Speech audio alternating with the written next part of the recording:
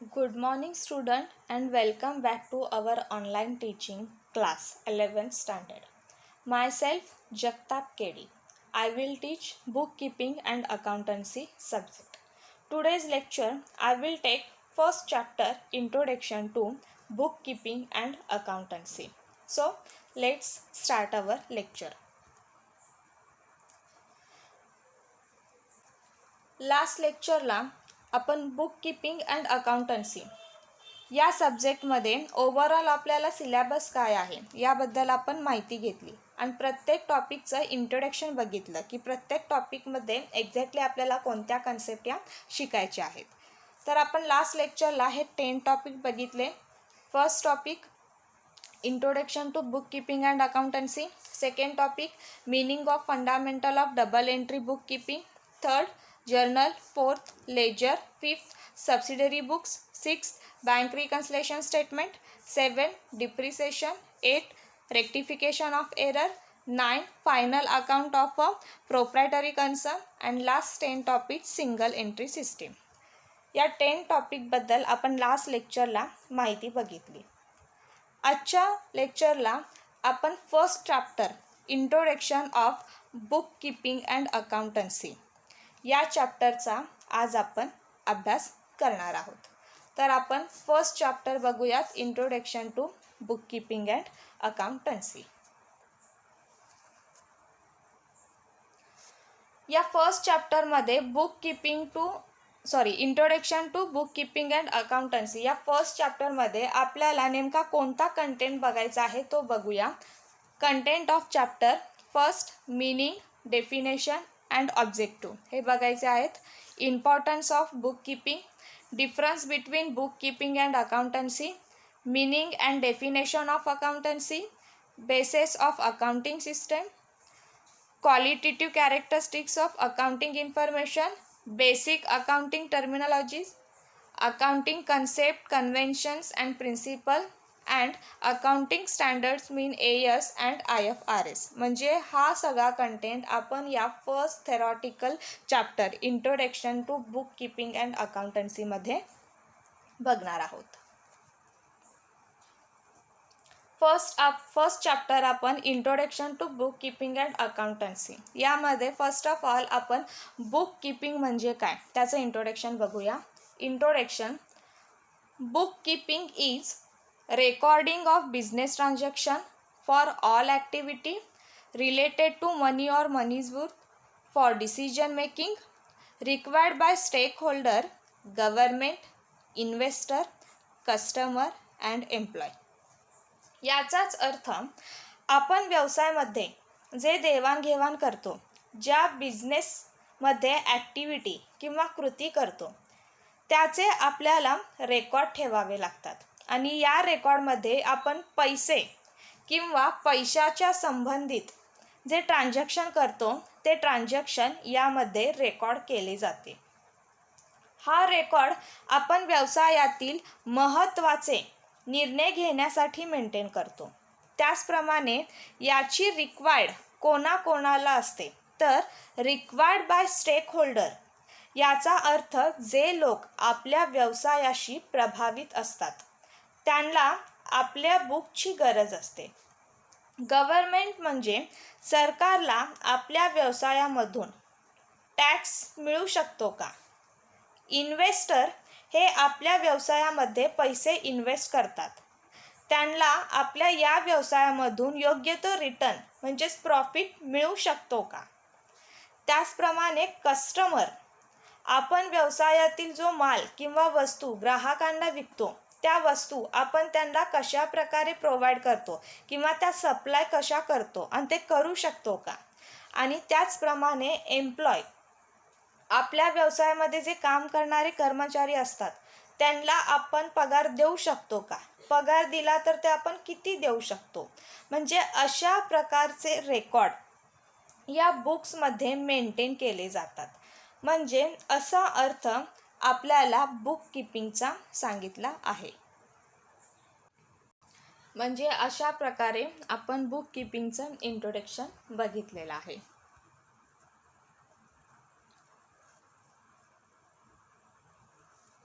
पुढे आपण history of accountancy हा पार्ट बघणार आहोत.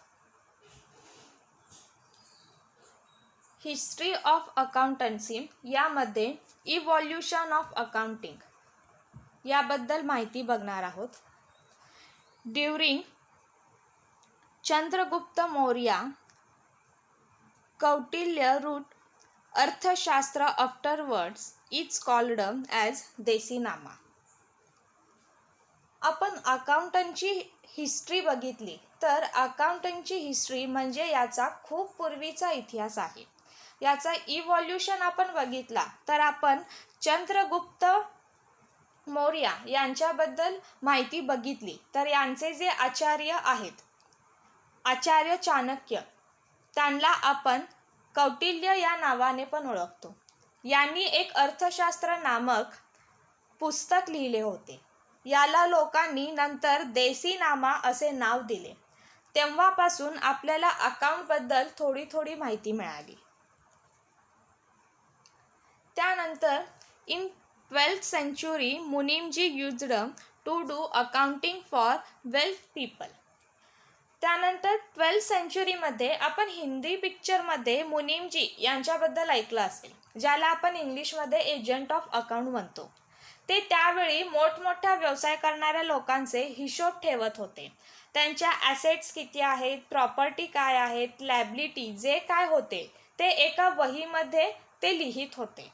कोणाकडून किती पैसे यायचे आहेत, कोणाला किती पैसे द्यायचे आहे, तर हे सगळं 12th centuryमध्ये होत होतं. म्हणून त्याला बाय दी अकाउंट एजंट असं म्हटलं जातं. त्यानंतर in 1494 Luca di Borgo Pacioli Italian merchant introduce double entry accounting system. त्यानंतर 1494 या वर्षामध्ये खूप मोठा बदल झाला. लुका दी बार्गो पॅक्सिओली हे एक इटालियन मर्चंट होते. त्यांनी डबल एंट्री सिस्टीमचा शोध लावला. आपण जे आता अकाउंटिंग करतो ते याच्या डबल एंट्री अकाउंटिंग सिस्टीमच्याच बेसवर करतो. Later in 18th and 19th century during industrial revolution. त्यानंतरनं 18th century and 19th century आले, ज्यामध्ये एक इंडस्ट्रियल रिव्होल्युशन झालं की ज्यामुळे खूप मोठे बदल झाले व त्यावेळी खूप मोठ्या जॉईंट स्टॉक कंपनी आल्या. या कंपनीमध्ये ओनर जे इक्विटी शेअर होल्डर आहेत ते वेगळे असतात व कंपनी चालवणारे मॅनेजर वेगळे असतात. लेटर इन 20th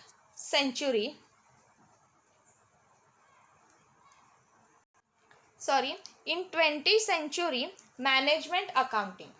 त्यानंतर 20th centuryमध्ये मॅनेजमेंट अकाउंटिंग आले. मॅनेजमेंट अकाउंटिंगमध्ये बुकमध्ये आपल्याला किती प्रॉफिट झाला किंवा किती लॉस झाला हेच फक्त जाणून घ्यायची इच्छा नाही, तर आपल्याला अजून हे जाणून घ्यायचं आहे की गेल्या वर्षीपेक्षा या वर्षी आपल्याला प्रॉफिट किती पर्सेंटने वाढला, आपले एक्सपेन्सेस किती पर्सेंटने वाढले हे यामध्ये जाणून घेतो.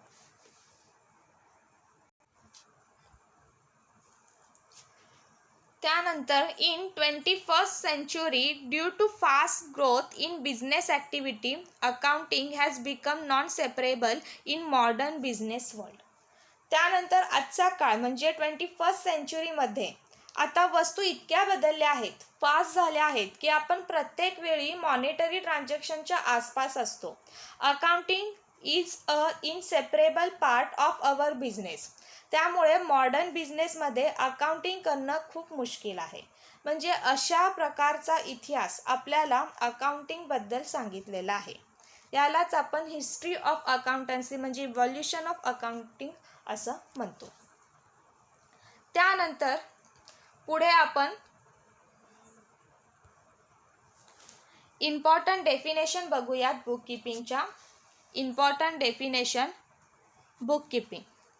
Bookkeeping means recording of business transaction in the books of account in systematic way, transaction recorded date wise, for accurate business result, for year end record. Bookkeeping is an art or science of systematic recording, classify and summarizing the financial transaction of business and for a particular period, generally 1 year. याचाच अर्थ bookkeeping म्हणजे व्यवसायाशी संबंधित जे transaction असतात ते आपण बुकमध्ये लिहितो, ते पण सिस्टमॅटिक वेमध्ये. म्हणजे ते ट्रान्झॅक्शन डेट वाईज रेकॉर्ड करतो की ज्यामुळे कोणते ट्रान्झॅक्शन हे पहिले झाले आणि कोणते ट्रान्झॅक्शन हे नंतर झाले. हे ट्रान्झॅक्शन बुकमध्ये लिहिताना ॲक्युरेट लिहिलं पाहिजे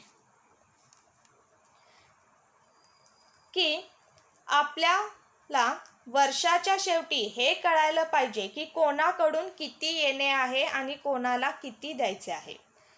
बुककीपिंगला काही जणांनी कला म्हणजे म्हटले तर काही जणांनी शास्त्र म्हटले. याचा अर्थ बुक आपण खूप सिस्टमॅटिक लिहितो म्हणून त्याला कला म्हणतात, तर शास्त्र यासाठी म्हटलं जातं की ज्याप्रमाणे सायन्सचे जे फॉर्म्युले असतात ते ऑल वर्ल्ड सेम असते, तसेच अकाउंटिंगचे पण जे फॉर्म्युले आहेत ते ऑल ओव्हर वर्ल्ड सेम असतात. म्हणून bookkeeping is an art or science असं म्हटलं जातं. या अकाउंटिंगचे जे पण समरायझिंग करतो ज्यामुळे आपल्या व्यवसायामध्ये प्रॉफिट किंवा लॉस किती झाला हे कळते. म्हणजेच अशी डेफिनेशन आपल्याला बुककीपिंगची सांगितलेली आहे. त्यानंतर काही ऑथरनी या डेफिनेशन लिहिल्या आहेत, त्या ऑथरच्या डेफिनेशन आपण बघणार आहोत. Definition of bookkeeping by first author आहे रिचर्ड ई स्टारलिम. यांच्या मते the art of analyzing and recording business transaction reporting result of business operation through periodic statement and interpreting such result for purpose of effective control of future operations. त्यानंतर second author आहेत J.R. Batliboi. यांच्या मते bookkeeping is an art of recording business dealing in a set of books. त्यानंतर third author आहेत नॉचकॉट.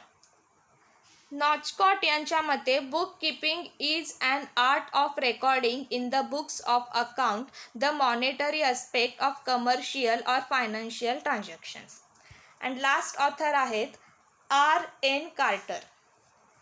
Bookkeeping is the science and art of correctly recording in the books of accounts all those business transactions that result in transfer or money's worth. म्हणजे अशा या 4 ऑथरनी आपल्याला बुककीपिंगच्या definition सांगितलेल्या आहेत. त्यामुळे एक्झामला आपल्याला बुककीपिंगची डेफिनेशन विचारली तर तुम्ही या 4 ऑथरपैकी कोणत्या पण एक ऑथरची तुम्ही तिथे डेफिनेशन लिहू शकता. पुढे आपण बुककीपिंगचे फीचर्स बघणार आहोत. Features of bookkeeping. First feature आहे recording day to day business transactions. याचा अर्थ काय, तर याचा अर्थ काय काय त्या बुककीपिंगमध्ये असलं पाहिजे. त्यानंतर सेकंड फीचर आहे ओन्ली फायनान्शियल ट्रान्झॅक्शन. याचा अर्थ आपल्याला डेट वाईज सगळे ट्रान्झॅक्शन रेकॉर्ड करावे लागतात. आणि याचा अर्थ यामध्ये पैशाशी संबंधित ट्रान्झॅक्शन रेकॉर्ड केले जातात. यामध्ये आपण नॉन मॉनेटरी आयटम म्हणजे कोणाला तरी आपण हेल्प केली आहे किंवा कोणाला तरी सर्व्हिस प्रोव्हाइड केली आहे हे यामध्ये कन्सिडर केलं जात नाही, असा याचा अर्थ आहे. त्यानंतर पुढे आपल्याला थर्ड फीचर सांगितलेलं आहे for specific period which are required for future references. All record are prepared for specific period which are required for future references. म्हणजेच यामध्ये आपण रेकॉर्ड मेंटेन यासाठी करतो की पुढे आपल्याला ते उपयोगात येतील. नेक्स्ट फोर्थ फीचर आहे आपलं transaction recorded based on rules and regulation. याचा अर्थ आपण यामध्ये ट्रान्झॅक्शन जे रेकॉर्ड करतो ते जसे की आपण म्हटलं की हे सायंटिफिक आहे, की यामध्ये काही रूल्स अँड रेग्युलेशन आहेत, त्यानुसारच आपल्याला रेकॉर्डिंग करावं लागतं. आणि लास्ट फीचर सांगितलं आहे it is an art of recording business transactions scientifically.